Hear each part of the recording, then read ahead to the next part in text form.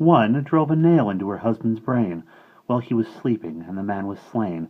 Others put poison in their husband's drink. He spoke more harm of us than heart can think, and knew more proverbs too for what they're worth, than there are blades of grass upon the earth. Better, says he, to share your habitation with lion, dragon, or abomination, than with a woman given to reproof. Better, says he, to take refuge on the roof than with an angry wife down in the house. They are so wicked and cantankerous. They hate the things their husbands like, he'd say.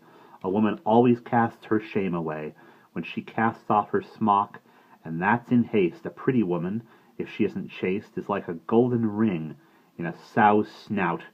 Who could imagine, who could figure out the torture in my heart? It reached to the top, and when I saw that he would never stop reading this cursed book, all night, no doubt, I suddenly grabbed and tore 3 pages out, where he was reading at the very place, and fisted such a buffet in his face that backwards down into our fire he fell. Then, like a maddened lion, with a yell, he started up and smote me on the head, and down I fell upon the floor for dead. And when he saw how motionless I lay, he was aghast, and would have fled away. But in the end I started to come to.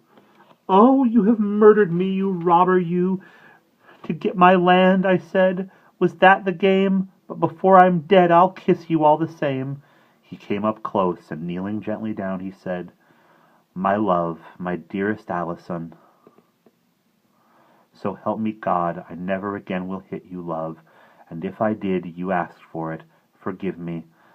But for all he was so meek, I up at once and smote him on the cheek, and said, "Take that to level up the score. Now let me die, I can't speak any more." We had a mort of trouble and heavy weather, but in the end we made it up together. He gave the bridle over to my hand, gave me the government of house and land, of tongue and fist, indeed of all he'd got. I made him burn that book upon the spot, and when I'd mastered him, and out of deadlock secured myself the sovereignty in wedlock, and when he said, "My own and truest wife, do as you please for all the rest of life, but guard your honor and my good estate," from that day forward there was no debate.